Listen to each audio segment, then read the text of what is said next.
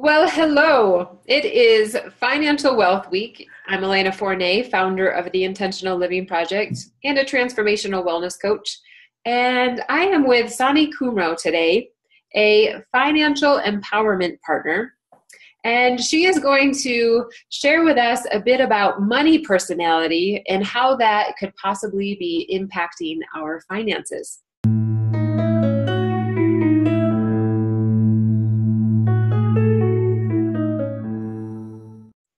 Sani, thanks so much for being with us. Hi, Elena. Thanks for having me. Sani, real quick, could you tell us just a little bit about your story and how you got into this work? Well, I heard about money personalities at a training that I went to and got really super interested in it.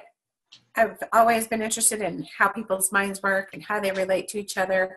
And when I heard money personalities, I just jumped right in, and it really helped me understand how money and my husband, how he thought about money, because we always had this like, I can't believe he's doing that way. Why does he do things that way? I get so frustrated. But once I understood like how he actually thought about money, it opened up a whole new line of communication for us. And so once I learned that, and now that I know it, I just have to share it with everybody. I just think it's absolutely an amazing piece of knowledge for everybody to know. Awesome. So now that you're working with clients, what are they most typically coming to you for? What are their goals? Well, as it centers around money personalities, it's mostly to discover how they work around money, how they feel about money, and how they communicate about money, and then how can they better the communication within the household, and what blocks do they have, and how can they get out of the cycles that they're in so that they can move forward in whatever the next step is for them. For some couples, it might be simple as setting up a budget so they can start from the bottom up. And some people have all kinds of stuff in place, but they want to take it to the next level and solidify more of a communication within their marriage. Beautiful. So will you tell us a bit about money personalities in general, how they impact us, and then what are some of the money personalities? So there are 5 different money personalities. And of the 5, we have a primary money personality, and then we have a secondary money personality.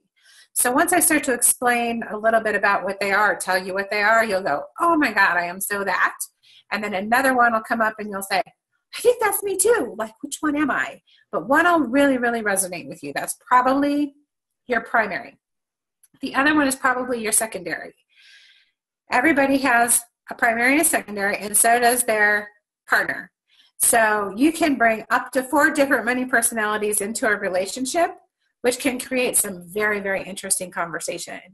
So if people can't communicate about money and couples have a hard time communicating about money, a lot of times that leads to divorce. So I want to try and help, sway that movement in the opposite. Of the 50% of couples that get divorced, 70% of those couples get divorced over some money-related issue. And so if people can learn how to communicate about money, it can save them time because they're not fighting over money. They can spend their time more with their family or in their business and doing things that are important to them and doing things that are way more fun than talking about money, because it's usually not a fun topic for people. And if they don't have to break up, then it also saves them money of the whole divorce and breakup cycle. If they're not married, even just the breakup cycle can be excruciatingly painful financially. So if we can communicate, have healthy communication around money, then we can start to shift how our relationship functions around that and start to heal some of those things. So there's of the money personalities, they are a saver who loves to save money and thinks everybody else should too. A spender who loves to spend money and almost even gets an adrenaline rush from it. A security seeker who doesn't necessarily buy the cheapest thing, but looks for what's going to be best in the long run. A risk taker who looks for the return on investment on whatever they're spending their money on. And then the 5th one is a flyer. And when a flyer makes a money decision, money isn't the first thing that they think about. It's actually the experience and the relationship and who they're going to go with.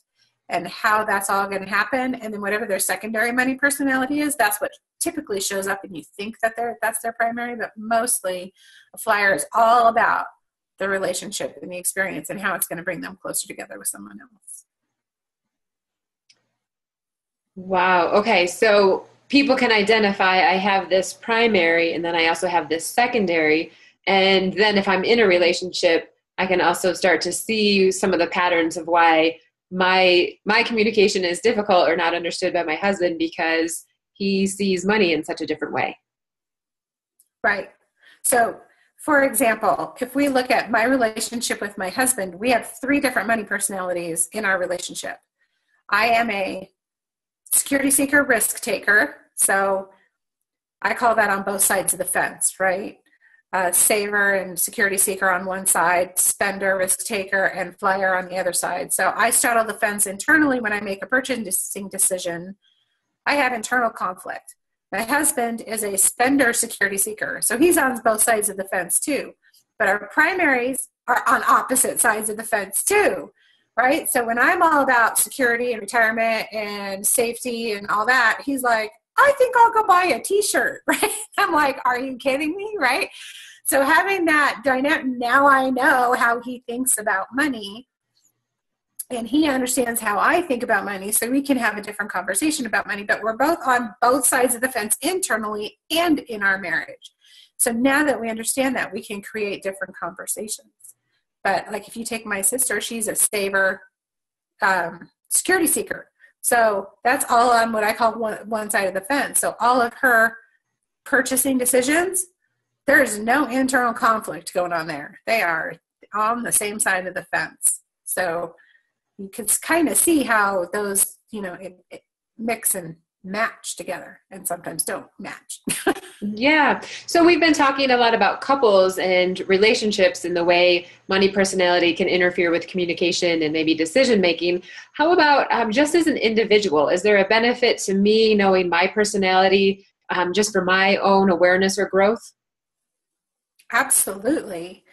I feel like even just knowing, like even if I wasn't in a relationship, just knowing how I think about money, when I purchase something and I have that internal conflict, now I understand, oh, I straddled the fence here because I want to do this, because I want to be the risk taker and invest in my business or invest in someone or invest in something.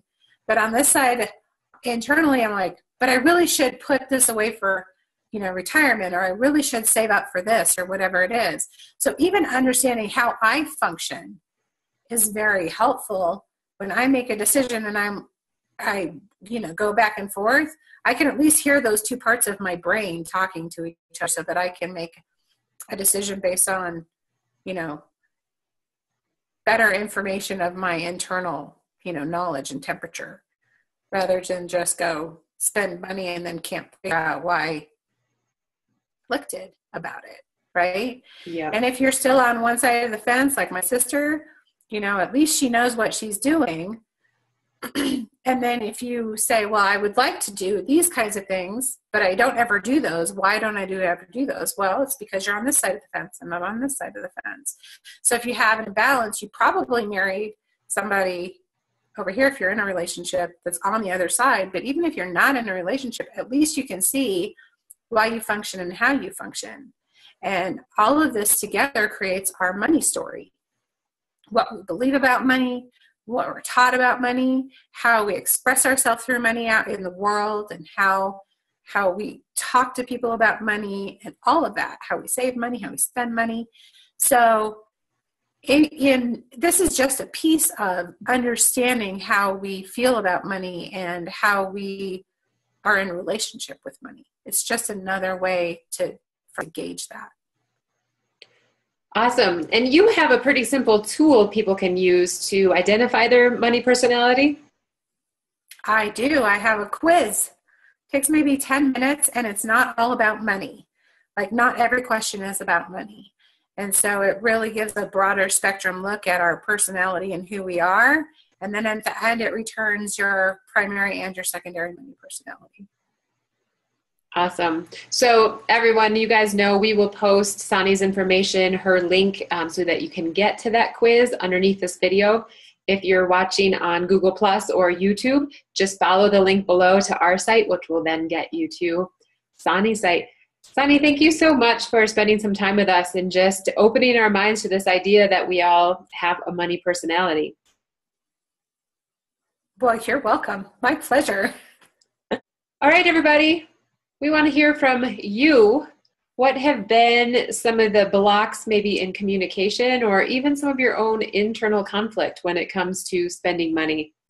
Once you post your comment below, definitely go check out Sani's quiz. And we'll be looking forward to seeing you next week. Joanna Kennedy will be discussing passion and attraction and chemistry in relationships. So once you figure out the money conversation, you can start talking about sex. Sani, thanks again. You're welcome. Have a great day, everyone.